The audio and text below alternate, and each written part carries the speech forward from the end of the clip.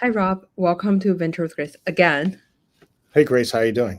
I'm good. We rarely have repeat guests. Really?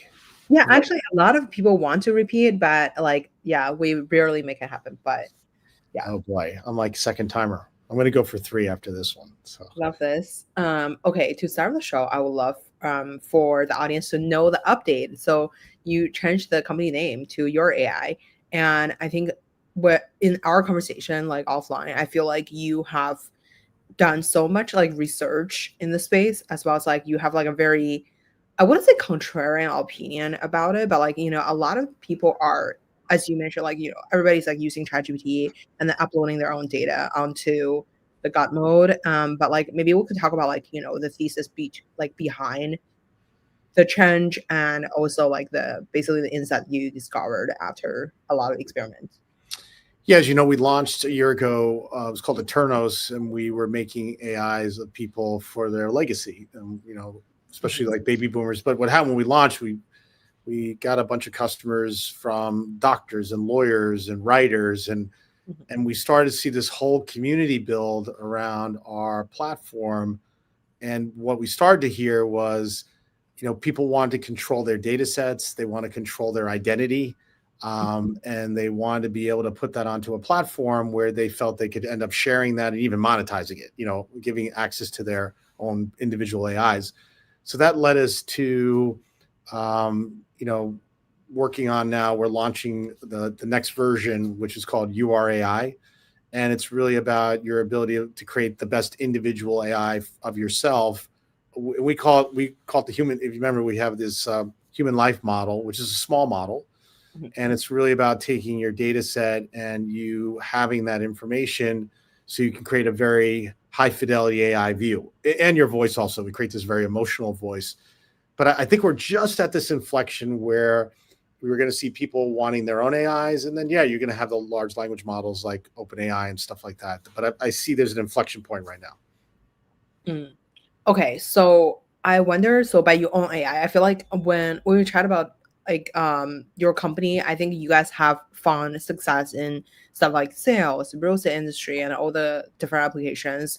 I feel like maybe we could talk about like, how do you think about the industry in terms of like actually building a company that will your last company IPO, so like you have to generate significant amount of revenue, right? So how do you think about revenue generation like in these different domain, and then how would you kind of like think about like maybe profit margin or like unit economics as well? Yeah. So if I just connect the dots, one thing is I think everyone's going to have their own personal AIs. I just think they're going to take them to work. They're going to have them in their personal life. We see people use their own AIs they use their own AIs to get advice, like personal advice, like almost like a psychologist. Turns out you're your best psychologist. If you have all your personal data in your AI, but a different brain on it, you're going to talk to it. Today, people pay $25 a month or $45 a month. And then we charge about $900 for the very high end voice, and it's free for the basic voice on our platform today. So that's how we're driving our revenue. Now we're building something different. We're building now a marketplace for people to come on and to build their AIs and then to share them in a marketplace that we're going to maintain and even drive traffic to. So we are starting to work with more like influencers and people who come with audiences so they can bring themselves on the platform and bring their audiences, and then we share in monetization with them.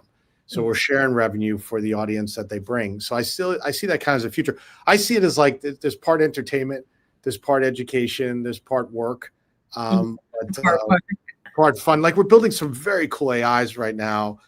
We have a writer who's building an AI story to bring back to life a comedian who died many years ago. He was kind of a crazy comedian, but we're bringing that comedian to life through working with this writer who is working with the estate of this comedian. So there's a lot of cool things you can do with this AI. It isn't just like chat with a chatbot. There's so much more you can do on constructing these AI entertainment, capabilities. Do you want to do a live demo? I didn't have one ready, but I didn't have one ready yet for the new platform. I have the old platform self-service, yeah. So, but I could show you in a few weeks. We're going to have it out in the market, and I can show you a demo of the new platform. But a vision, you onboard, you create a voice of yourself, you take a picture of yourself, and then actually we're going to be generating videos and also pictures off your data set. So imagine you put your data set in, and let's say you're Grace, and I put in all my interviews that I've done with people, founders of companies, and then other people have access to ask questions through you of those founders. But we're also going to have a feed where you can see like videos generated from that data set that you put in there. So there'll be like a little feed of you talking to me, and then I could talk and then chat deeply about that. We call it a thought. So the concept is you put all your data sets in, we abstract thoughts, you can talk to these thoughts and interact with them, and they may even be video and pictures. So we're bringing many capabilities to people like yourself to engage with your audiences. Mm-hmm. For sure. I wonder, so like I think like a lot of the audience that if they're paying for, like, so for example, I have like an intro account. So intro is basically essentially like a coaching platform. So like you can also, I mean, so when you're thinking about like building the coaching piece, like I know that you mentioned it's entertainment, it's kind of like work, it's like just like other stuff too. So I guess like how do you think about the positioning and like how do you run these experiments? Like do you build something and then immediately like launch it to the market? Because I feel like for a marketplace to exist, it's like you have to bring the people, the influencer, the influencer have to bring the audience. And like what I from as a company founder myself, I feel like it's very hard for people to like actually pay money to something that they like kind of like. So it have to have like either a hard use or like something really, really fun, like to a degree. So like it's kind of like extreme. So how do you think about the positioning of this? Well, there's two sets of people we see in the world on the, we'll call it the prosumer side, like your side, the creators, and it could be influencers, and then we have doctors and lawyers and people like that. So let's break that into two categories. There on the creative side, like writers and people who publish and do all that, and we've met with many of these people now. They feel like they're being left behind in that the guys like the OpenAIs are basically, their position is we don't need to talk to you because every time you publish something, we get to assume it into our knowledge set. Mm-hmm. However, they feel threatened by it, but they want to be part of using this technology to create unique experiences based on their writings and their creative capabilities. So that's one group. So we could take someone who's like, say, let's say wants to write a book, but make an AI story out of it in which they're interacting with the audience around a topic that they were going to publish. So that's one group. The second group is the influencers, that what you find today is just like, they're using AI and many different tools. Maybe they even have a newsletter and they've got a LinkedIn and they've got all these different things. They've maybe even been trying some personal AI basic stuff on 11 Labs or something like that. But what we want to do is give them an opportunity to kind of be in one place, to put all their data sets in and to generate the assets needed to engage their audiences. So I can be on this platform, put all my personal data sets in, I can generate a video, but then people could talk to it. People could have a deeper interaction, a more personal interaction around a topic. So that would give people like yourself and others an ability to put their data sets safely in one place. They own it. We don't take the data. We don't train models with it. And then generate and use AI to generate assets to engage their audience, and then to create a personal experience through chatting with using AI, and what we do in our core. So that's what we see as like the A, B, and C for people like yourself, versus like everyone's trying to get all these tools together and then trying to do something with them. And then the final part is we are creating a marketplace that if you want to, you can put it into a public feed and be part of a public feed. And that's the third part, which is you can be in this community sharing your ideas. We're driving traffic to that. So I wonder, so like in your first like group of like the beta users, like who did you kind of like onboard first, and like what kind of things did you guys test to see if it has traction, and what kind of traction is like a good traction if you're thinking about like eventually like this thing becoming like generating like $100 million ARR and stuff? So one side is that people are using this as their personal AI. So they are putting in all their personal data. They keep adding data every day, and then they talk to their AI as their main AI because it has all their context. So even if I wanted to take a trip and ask my AI, can you help me? I want to travel with my family somewhere, because it has all the context of my past and what I like and don't like. It can do a better job at helping me just in my daily use of AI. We have people like then we take more of the prosumer. We have like a sales coach, and people ask him his AI to generate emails. So like I'm talking about a very functional thing. They want his personal perspective on how he would generate an email to a prospective client as a salesperson, versus when they go on a ChatGPT, they're getting like this generalized, let's say I want to make an email. Can you read this? They'd rather get that from an expert who's a sales coach. So we find is on the coaching side, and is that people just want that person's knowledge. They want how they would write something or think about something, and versus like generalized knowledge. And that's where we see it working. So whether we have doctors on our platform where they're training other doctors in their expertise, they want the knowledge of that doctor because that doctor has a different perspective on how they view the world than what you would get in ChatGPT. And I go back to it, the ChatGPTs are like the aggregated knowledge is unprecedented. Like you can get all the research of the world. But if I want to go down to a specific doctor who's in the world, who practices a certain Context and memory stuff. that's it. That's what you're trying to do. For sure. So where do you guys storage the context and like memory layer of stuff? So we securely store it in a cloud. It is not mixed with other people's data, and we don't use it to train others. You can delete your data. You can edit your data at all times. You can have access to your data. So when you upload your data, it's in your little world, and we put it in your memory. So that memory stays with you, and we don't use that or access that in any way. And that's a big part of our platform.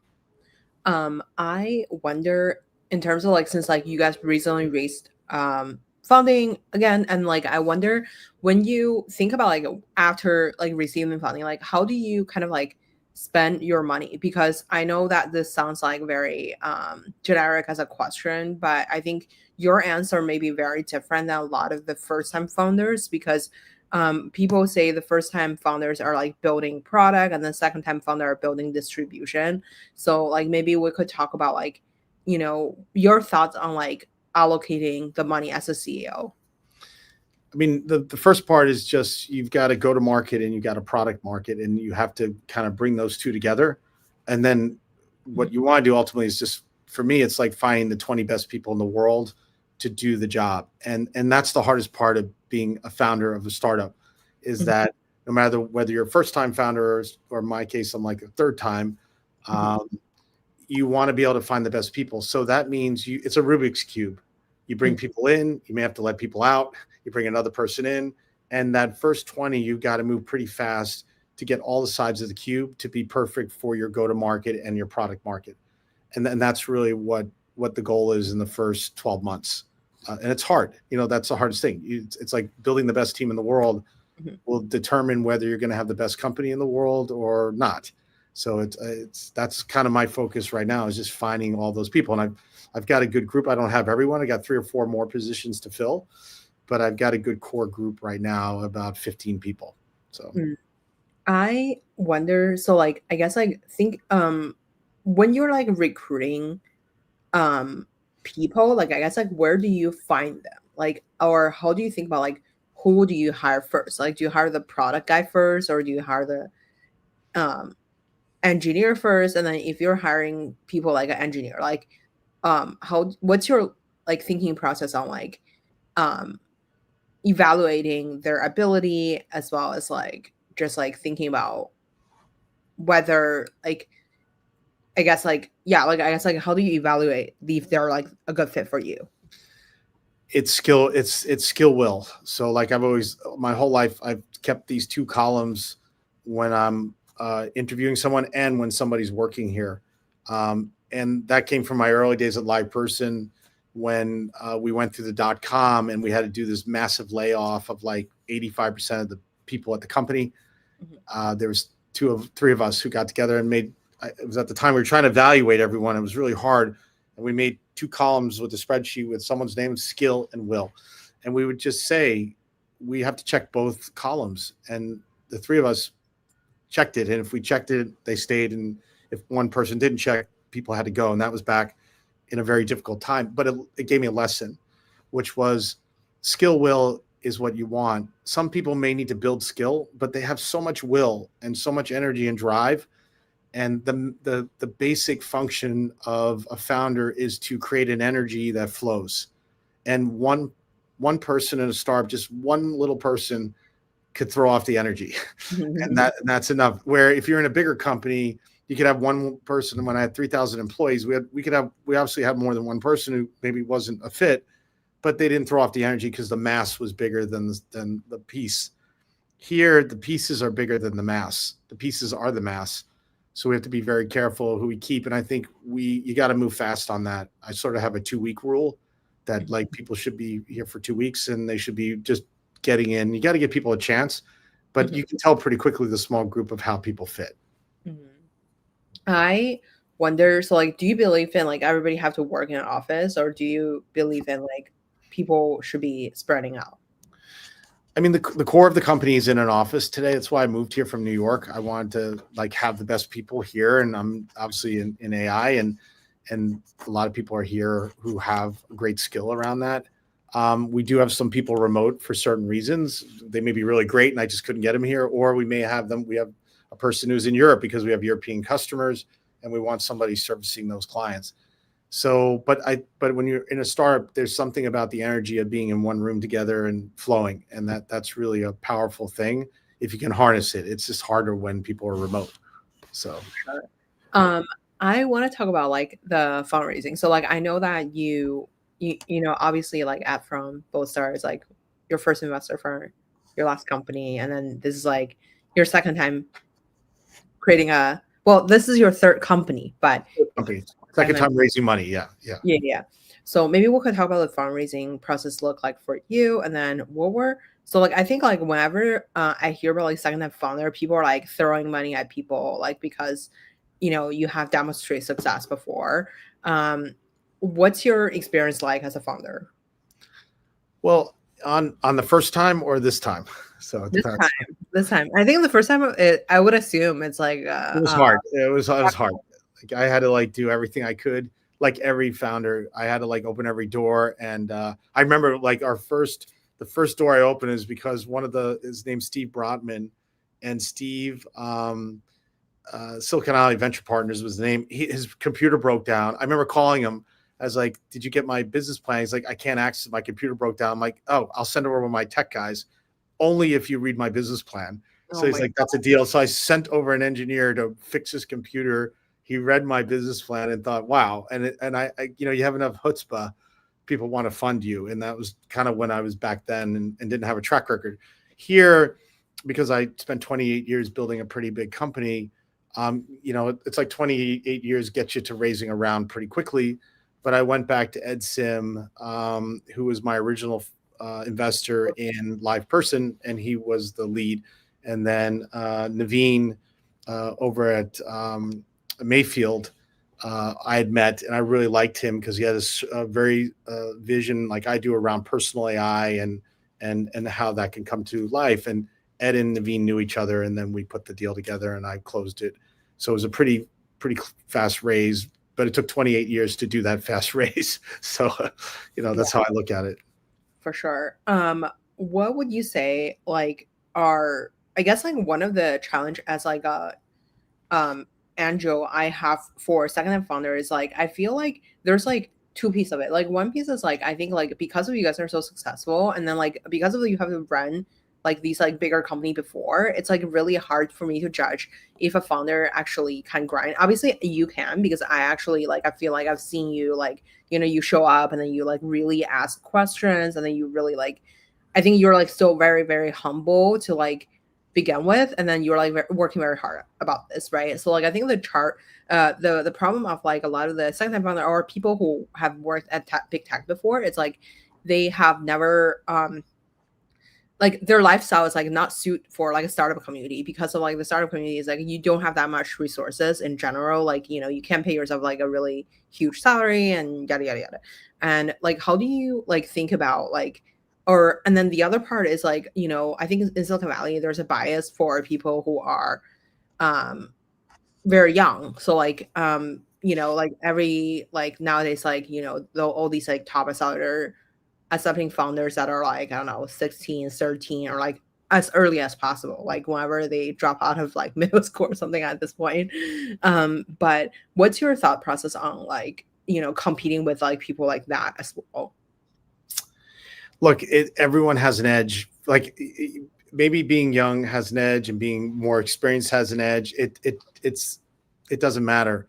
I think what it comes down to is your mental framework. Like, Mhm. I don't think it's age that matters. Now, what age gives you is a set of experiences. So I've seen so much where if I get into into an experience today, I can apply an old filter to it and say, now that could be good or bad. Maybe it doesn't apply. That's maybe take a filter that was from 10 years ago and it just doesn't apply. Like how we write code and how we engineer is radically different than 4 years ago, let's say. So I have to have a different perspective on that. But I just think it's like a mental mindset. Like, are you curious? Like, are you willing to put your hands in the business? And the third part, which I think is really important, is like building a business is hard. Being a founder even is hard, even what I do today. And ultimately you have to be able to have a calmness to it all. Like, and a lot of times people who are younger, because they're faced with something for the first time, they get wound around it. And I see a lot of mental challenges, and even people contact me and they want to ask advice. And I'm always like, you just need to do the work. And I always think there's a higher hand there helping you through it. So I think if you look at like your curiosity level, your ability to put your hands in the business, and your belief in, I say God, I always say that there's a belief in God that you will be okay with the situation not being what you thought it's going to be. Because running a company is like a up and down situation. Even when I ran my bigger company, there's challenges that you get paid to fix problems. We're paid to fix problems. Like that's what we're paid to do. And fix problems is means there's problems. So you have to fix them, you know? Yeah, for sure. What would you say was like something that you find, I guess like maybe we could talk about today's like AI landscape. Like I think the other part that I thought was like very surprising is like you're building in the personal or like consumer space. I think consumer is like such an unpredictable market. And then like in Silicon Valley, I think everybody is hating on consumers sometimes because it's unpredictable. It's like there's no like giant contract you can close like 15 deal and then making like $2 million or something. How do you think about like going after consumer um, market in general? Yeah, it's very funny because people say like, "Oh, consumer's hard." Actually, I have a second company I funded called Kid, where we're building a hardware device for children, right? Mhm. And we have a story here. It's really wonderful to bring AI to a child and into the home, and I'm really proud of that company too. And people say hardware's hard, and, Mhm. and it's so funny because it turns out everything's hard. Like Mhm. like if you look at all the software companies that have been funded in a VC's portfolio, 90% of them will fail Mhm. software. And Mhm. so it's everything's hard. I don't think that's the thing. I think it's about do you have the framework to scale the business? And Mhm. so B2B, I did that my whole life. Mhm. It's great when you're at scale. It's very hard when you're a startup to go into an enterprise, let's say, and close a deal. Mhm. Consumer can be hard, but you can get to consumers in like a minute. Mhm. So, I mean, we've already had 800 people signed up already for the beta to get on the beta list to get onto our. Yeah, it's amazing since we now like every day it's almost 100 people are signing up to get on this beta list, and so we didn't call them, we didn't put an SDR on them. So I think actually consumer in this day and age can be quite powerful if you have the framework to execute on the go to market Mhm. and then bring them on the platform and obviously keep them. But I actually think it's easier than B2B. I think the B2B motion of enterprise is a dead motion. I ran it, and SDRs, this DR, this R, that R, account managers, AMs, SD. I mean, we had 7 layers of stuff. I mean, it's expensive, it's slow, and it's old. It's old. I have some question about this. So I feel like nowadays a lot of SaaS company are approaching like um themselves as like a consumer company. Like I mean, that's bad, but like, I mean, I'm saying like, I think like, so for example, like, I think I also chat with you about this, but about like, for example, Cooley or some other, these like company run by younger people. Everybody's like really focused on distribution, like making the best video ever. But the problem is like, there's also like your product have to like live up to Yeah. the everything else, right, like that you're saying to the internet. And then I'm curious about like, for the 100 people who sign up to use like your beta, like, who are they coming from, like, for example, like a podcast, or like are they coming from like the conference that you spoke at, or like how do they even heard about this in general? But right now they heard because we had the TechCrunch article come out, and then there's been subsequent news on it.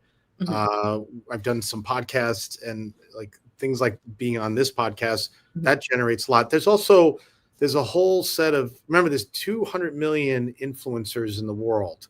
mhm, It's like or is it, yeah, 200 million. It's a massive number. mhm, And think of that, 200 million people are out there in, mhm, as they may be micro influencers, some are like giant, some are in the middle, but, and I know that's where you are. You're in that group. You're on the channels. You need content.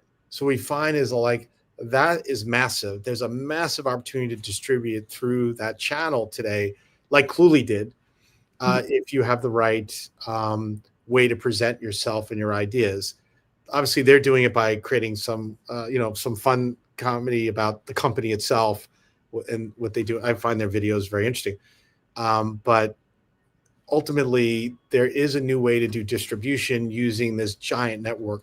I hired some my go to market. I hired people specifically who have managed large groups of influencers and had great connective tissue into that world, because I see that as the go to market, not the old marketing ways that are that are dying off. So I love that. I wonder, so like, um what do you set as like your personal benchmark for the company for like every year? So like, are you trying to be like, hey, within 3 years we need to achieve like revenue X, or like what is on your kind of like benchmark or roadmap? I mean, that there's, first it starts with gross margins. Like you want a business that, because even if you're ramping the business and you're spending money on marketing and engineering, you want your gross margins to be positive. I'm stating something quite obvious, but it's not clear in the AI world whether companies have positive gross margins, which is it's expensive to run the basic business compared to what they're charging for it. Beyond that, I have revenue goals for the company. Right now, like $20 million in ARR in 12 months is sort of a high watermark. If you can hit that, that puts you in a different class of company. Mhm, So I think about, once again, the Rubik's Cube of how do you get to that kind of revenue mark in that period of time? Because look, already 700 people have signed up for the beta, and we haven't done any marketing. We've only done some press. There's mhm, demand in the world for personal AI. I can see it. That's why I raised the money. Now it's a question of how do we elevate the conversation and get more of the network talking about us as a leader, mhm. as the company that's going to lead the effort in this space. That's what we're working on right now. So I have another set of questions. So you have worked with like investors in your last company, and then like investor in your current company.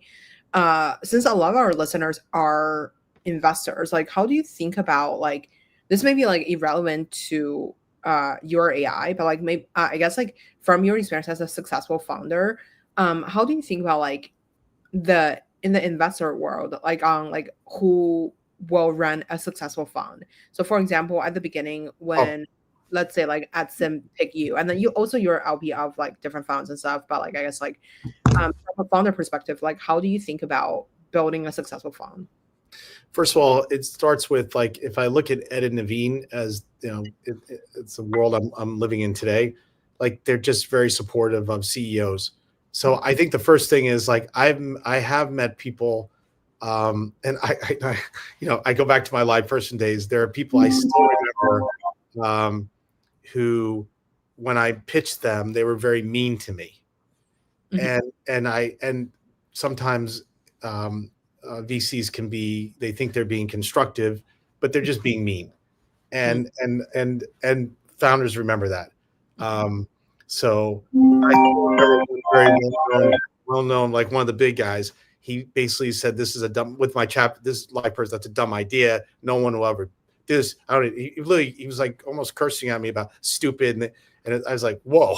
I'm like, "Dude, I'm young and I'm 20. I just want to build a company." And and so I remember that. And then I got funded by other people like Ed, and they were just wonderful. Even when I went back to funding now with Ed and Naveen, they were just really gracious and like, "I'm in, I believe in you." And you still want to hear that, even though I built a company and I had a certain amount of success, you just want to hear the people with you believe in you. So I think the first thing is you got to show up with the "I believe in you" mentality. And even if you don't want to be with them, you got to believe in them, because it's hard to be an entrepreneur. The second thing is, every entrepreneur kind of knows that most VCs are not going to run the business. And a lot of times now VCs are trying to project themselves as like operators and all that. And they have operational groups. I think what's more helpful, and I see this with the guys I'm with, especially Bold Start with Ed, I'm on a Slack channel with all the CEOs that they invested in, and we put stuff every day. I'm like, I need a new marketing product. I need this. And just by being the connective tissue between the CEOs, and if you can really make that vibrant and really engaging, that I think is a big selling point to a founder trying to raise money.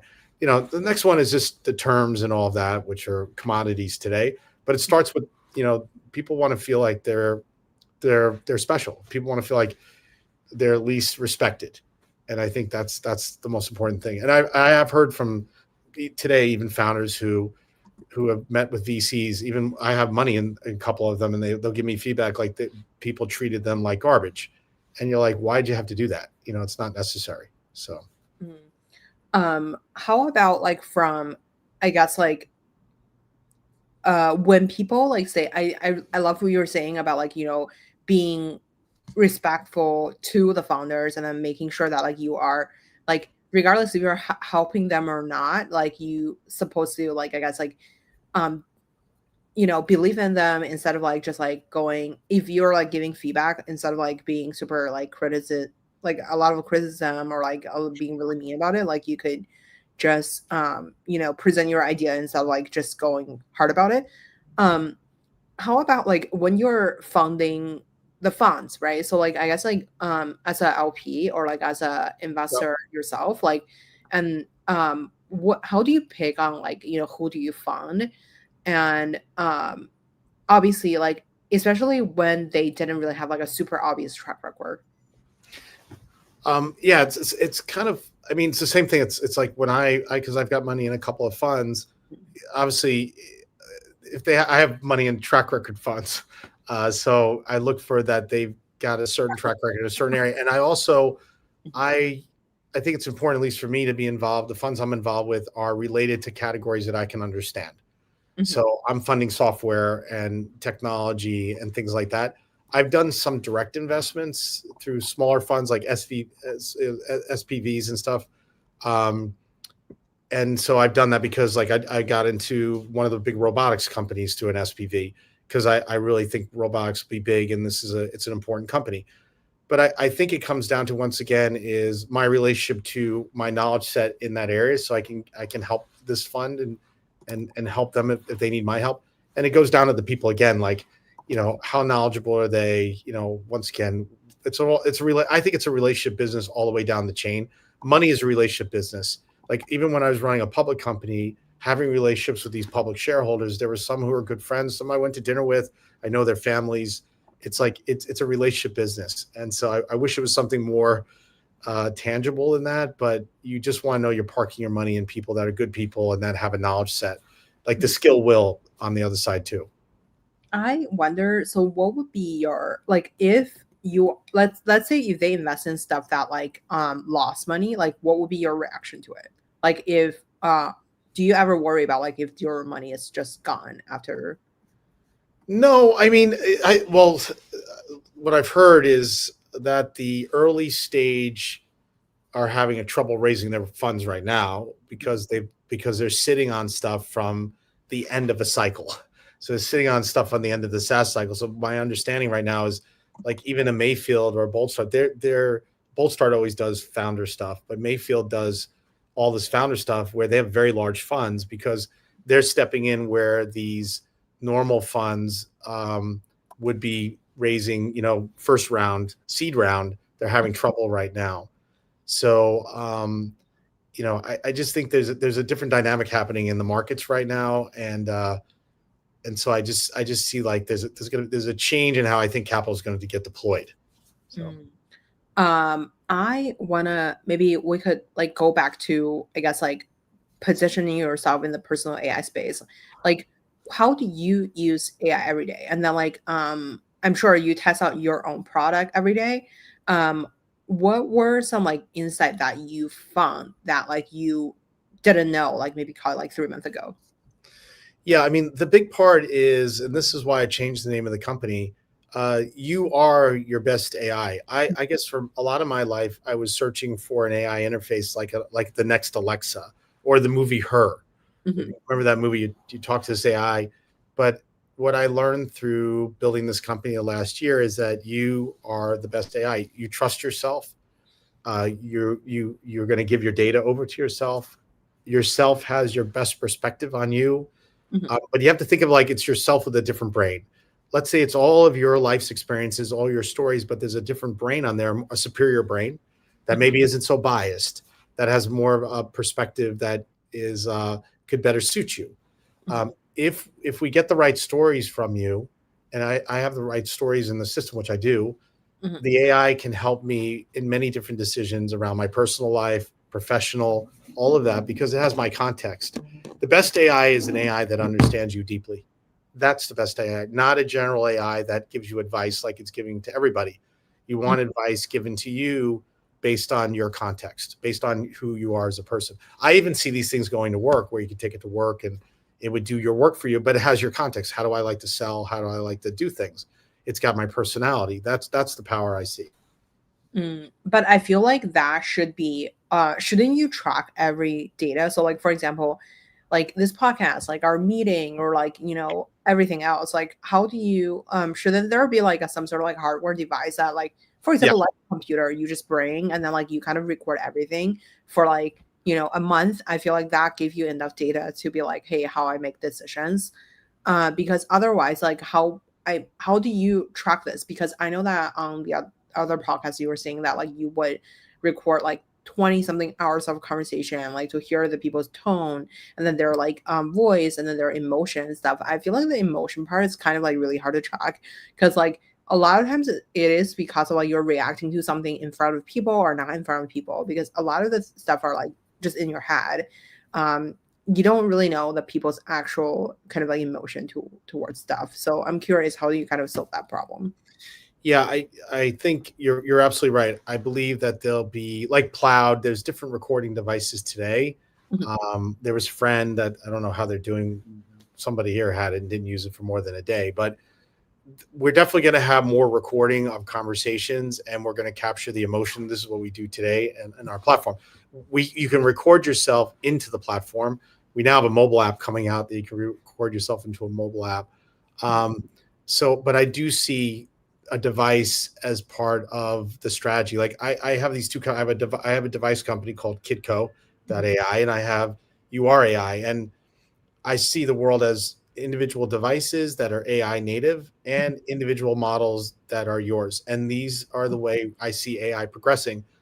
I don't see AI as large, giant um, facilities in the middle of the United States with nuclear power next to them and hundreds of billions of dollars in GPUs. I don't see the world like that. I see the world that we all will have our own individual AI device and our own individual models, and we can share these models, and we can record a lot of our life. We call it zero party data, which is the data that is not in the world. It's in your head, it's things you haven't recorded yet. All of that gets recorded. That's a different data set.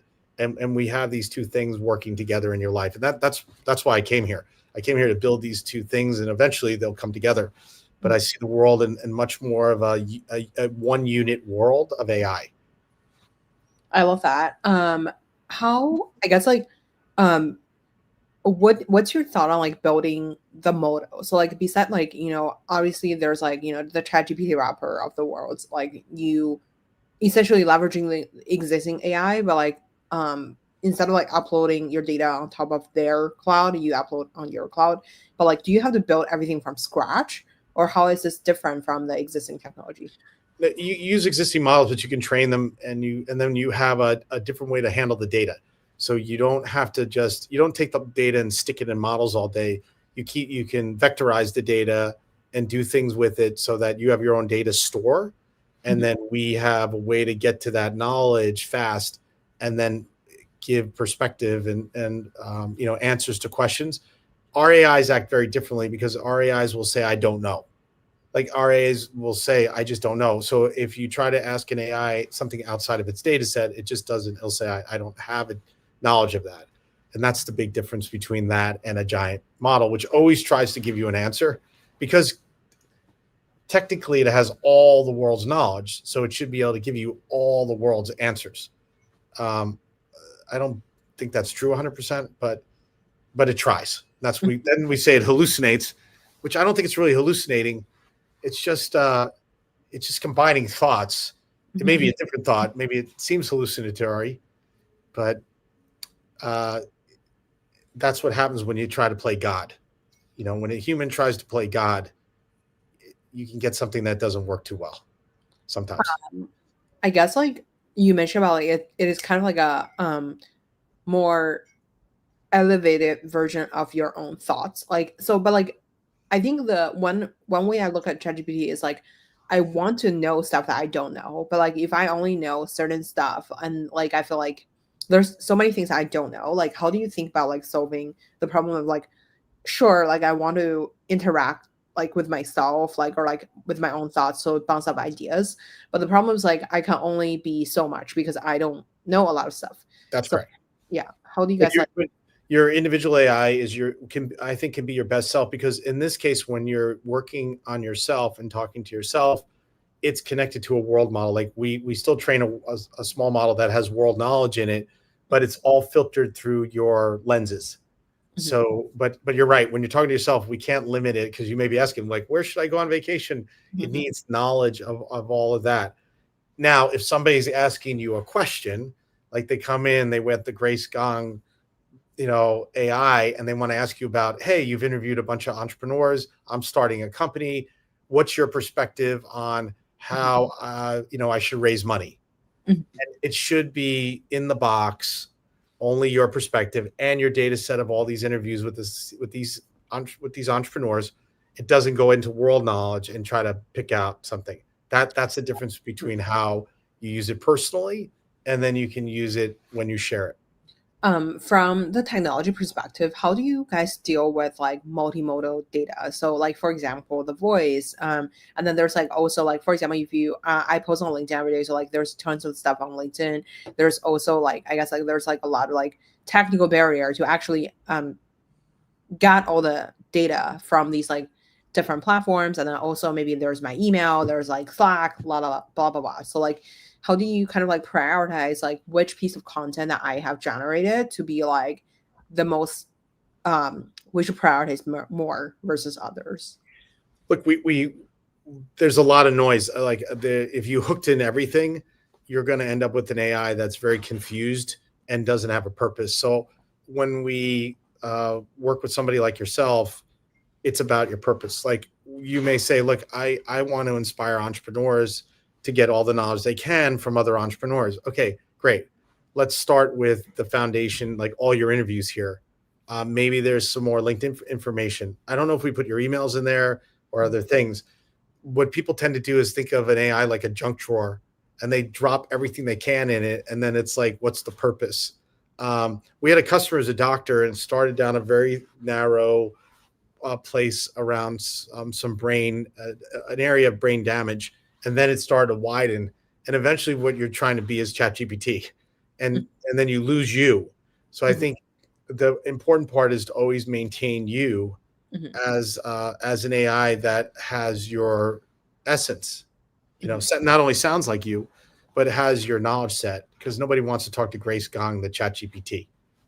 I like Grace because like you've interviewed a bunch of people. You're like super into entrepreneurs and everything in Silicon Valley. Like, I don't want to hear your thoughts on I may, but like, I don't want to hear thoughts on just general knowledge. I really want to know you for why you have a passion in this area. And that's what we're trying to capture on the platform. Like, I think everyone's cool. Everyone has a tattoo. I call them tattoos. Everyone has these tattoos under their shirt. I don't have a tattoo, but everyone has these, I call it the tattoos of life. And what we want to do with the platform is allow you to express your individuality on our platform in the coolest way.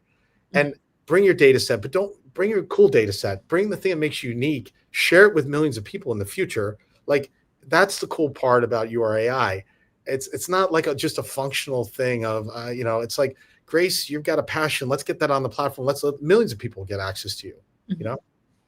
I love that. You mentioned about like, one of the people that you guys have worked with is a doctor, and then the other person is like a salesperson, like, or like, basically you can leverage their best knowledge into something. How do you like subtract their, like, not subtract, but like, how do you get their best knowledge? Like, what does that even mean? Because of like, I think the thing is like, I think a lot of the it's really because they have so many thoughts, or like they made so many decisions, and it's all like context based, and like, how do you kind of like make sure the things that you get are like their like best decisions? Or like, for example, every day, like, for example, like you put together like a breakfast plate, there's like an egg, there's avocado, there's like bread or whatever, but like maybe like, when you eat like egg, like, your skin is better, but actually you have like so many things on there, like how do you even know like which part gave you what kind of nutrient? Obviously that's a really bad example, but like, I'm just saying, like, for the thoughts process, it's like you can have a lot of thoughts, but like, how do you prioritize like the most effective thoughts to like kind of like interact with other human being? Yeah. So I think you hit it right on the nose about thoughts. Let's start with thoughts. Thoughts are these small little increments of ideas that you have. And there's historical thoughts, and there's thoughts you're having today. And then there's thoughts about your future. Unfortunately, you're in this world. If you're more like the Dalai Lama, you only live in one thought pattern. That's now. So, but maybe people live in these different thoughts. What we want to do is start capturing these little capsules of thoughts. Now, you may say, like, I go back to dropping the whole data set of your life into an AI is not productive. Taking a thought and processing a thought, maybe I want to get more perspective on this thought that I'm having in my life right now around my relationship with my family or my wife or somebody I'm working with. Great, let's talk about that. Or, hey, I want to today put a thought out in the world around raising money for entrepreneurs. That's okay. What do I need to fill in there? What data set? And then how do I create something creative from that can be generated with AI, and then have somebody talk to me about that? So we look at the world of thoughts versus like the entire corpus of a person's life. We do want your life story. There is a specific life story that if we get it, it opens up the world of your reasoning capabilities. We understand by your life story how you do things, how you solve problems, and a lot of this starts in your childhood and gets you to here. And that's what we're able to create with the human life models, abstract who you are as a person out of your life story. I wonder, so like maybe we could like use some of the current examples of like the doctor, and like how do you guys work with them? Like what kind of questionnaire do you ask them? Or like for the 20 hours of recording, like what do they need to kind of like record? Yeah, I mean, if it's a long form, once again, it's around a subject. So we want everything around that subject. If it's a general life, we have an AI that asks questions along the way. So it starts with like where'd you grow up, and all the way to the end of your life.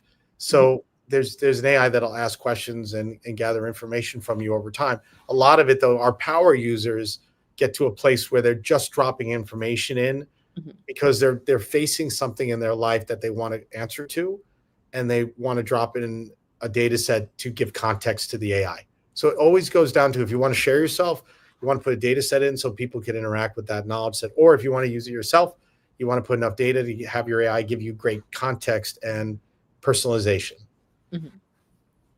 Have you interact with your own AI before? Yeah, of course. Yeah. What kind of stuff do you ask your AI? That's personal, Grace. Why not? Yeah. What kind of like what would you ask your AI? Yeah, I mean, it's all like these are personal. I got something going on in my life, and can you give me a perspective on that problem? And since it has my stories, it can give me a different perspective on the stories that I have in my life that are happening today. So I wish I didn't. I'm trying. Like I just dropped in more data sets into my data. I take interviews like this and put it in my data set. Some of these I think are important. But I wish I could have started recording myself when I was a teenager. I have journals that I need to get transformed into an AI. We just, in this room over here, like I wanted to show a picture. We have like a very famous comedian's recordings and tapes that have never been ever heard before that Mhm. his family gave to us because we're creating this unique thing. And there's like 4 boxes. I looked at the tapes, they have title. I'm like, it's like, oh my God, they're just extraordinary. Like, so I think of myself, I've got all these journals that Right. since I was in I started journaling when I was like 11 years old. I've kept journals all the way through building these companies. I need to transfer all those over. Then in this case, we're transferring all these tapes into data sets. Mm. So, but I wish I could have recorded myself. Like the best thing to do is you start recording yourself now as a teenager. So as you become an adult, you really have perspective on your life. Mm. I guess like, but nowadays like people have so much recording because of like all the meetings are being recorded these days. Like, um, how do you like evaluate like so for the for the comedians like hours of like recording, what do you do with it? Like, do you feed into like a GPT equivalent to process like their sentiment, or like what would be the stuff that you kind of like categorize? Yeah, we have a very well-known writer. This is connected to a project we're doing with a well-known writer who's taking this data and he's making an AI um, story out of. And so what we're going to end up processing here is the data, but then we're going to look into what fits the story narrative because ultimately it's going to fit a story narrative. And then we're going to attempt, it's going to be an attempt to bring the comedian back to life, which will be really interesting. Like, so I'm hoping in these tapes, there's a lot of public stuff on this comedian, but I'm hoping in these tapes, we have stuff that no one's ever heard before, which I can tell some of the titles on these things are pretty interesting. Um, and I think they're just personal recordings. So I think it's exciting because I think we're going to have this. So the writer's going to has a storyline that we're going to feed in the data set to, but then we're at the same time we're bringing this comedian back to life within the story that this writer is putting together. So it's quite fascinating. I think if like other comedians knew we had this data, like Jerry Seinfeld would have been like would be over here. Like I know he's like to get your hands on these tapes and the family to be, they gave it to us and we're taking care of them. We're archiving everything. It's just it's really amazing. So, and I think there's a lot more of that we'll do. I also look, there's a bunch of people in the world who are dying off who really need to get their AIs created so that we keep them around and we never lose their knowledge set. I mean, there's so many people who are aging out and we just don't want to lose that knowledge. And putting that on our platform, serving that to people for the rest of eternity it's a gift, Mm. I want to be mindful of the time. Yeah. So I have a quick fire round for you. This is like a fire round that I'm like just making up on the spot. Okay. Here you go. What is one question that you ask yourself every day? One question I ask myself every day. Do you ask yourself questions? I do. I ask myself a number. I think my morning routine, I try to have a conversation with God. Mhm. And so I ask, I'm always just having a conversation to feel closer to God because I think building companies and doing things in life, there's a piece of you, all humans. It'd be good if you can get, and this is a new thing for me. So I mean, one question I'm always asking is like, am I on the right path? Am I on the right path? Are you? I feel that way. I feel at peace with what I do. I don't try to measure it by day by day or hour by hour, but building companies, you can have a lot of doubt. If you're building a company, you don't have any doubt, then you're probably not, understanding what's going on. So I think you need to have a relationship with something that's a little bit beyond just talking to yourself in your head. The worst thing you do is talk to yourself. Mm. Talking to yourself is a mindless conversation. There's no good talking to yourself. Trust me. Oh God. Yeah, I feel that way too. I feel like if I slow down, like that's the worst. Like if I'm like constantly doing something, it's a lot less distracting or like self too much reflection. And then if you can have what we call discernment, if you separate your conversation with yourself with the conversation of what would be with a God, and whatever God, how you define that, it's up to you. But think of it like this: God would never have doubts. God would never like say you're not going to make it. God would never think, oh, that's too big of an idea. And when you really try to discern, now you would say that's a big idea. I'm going to fail. I'm not sure if it's going to happen. I have doubts. But when you think of what the power of God could be, and you can really tap into that, it's not a small conversation. It's a conversation. It's like there's a CEO above every CEO. So I say, like, you're not the ultimate decision maker. There's something above you that's out there that's helping you, that is making decisions. Maybe that makes you uncomfortable because you're not fully in control.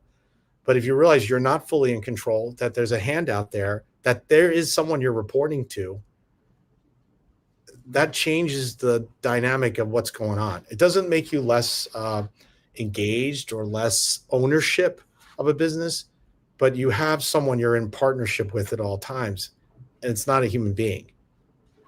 So, and it's not in your head. It's not the thing in your head, which is just a small voice that works off of fear, uncertainty, and doubt. Like, living with that as an entrepreneur is a tough thing, and it's not necessary. So. What do you think, like, you would, like, what do you think, what's your, like, I guess, what motivates you? Because I feel like at this point you could have, be chilling or something, but what do you feel like motivates you every day? After I left LivePerson, I just felt that I wasn't finished with my work. And I didn't even the story. I kind of left there, and it was a weird thing with the activists and everything else. And it's 3 years ago, so it's so far in the past. But I felt that something was compelling me to change my life, and I was given the opportunity to change. I came here with my family from New York. I was able to start these two companies. I have one funded and one I'm funding, and I'm really passionate about changing the narrative around AI and what we hear today, which is it's this giant thing that's going to take our jobs and take everything from us. And you need hundreds of billions of dollars to get in it. You need to be politically connected now to this administration. It's all this giant power struggle, and I see the world as like entrepreneurs building businesses, these more small models and things like that. But I just see a world of AI that serves us, allows us to create better, allows us to be better people, allows us to understand ourselves better, allows us to be our best individuals. And that's the company I'm building here. So that's my goal. It's like I'm compelled to. I have this experience that got me here that allows me to apply that to, I think, a big opportunity for everybody. We need to get everyone in the game. We need to start. Everyone needs to create their own individual AIs, whether it's on our platform or something else in the future. Like, get in the game. Like, don't be afraid of it. Just get in the. If you're a writer and you're afraid of AI, don't reject it. Just find a place to harness the power of creativity with it. So you got to get in the game. Love that. Last question. So, I guess, what do you think of as your unfair advantage, and then how do you think of what separates you from other people who quote unquote didn't make it? You mean as a person or as a company? Both. I think you are the company now, so. Yeah, I guess the unfair advantage is just I've been through sleeping on a couch to building a public company. So there's an unfair advantage that I got to see everything. I got to see everything of the building of a company.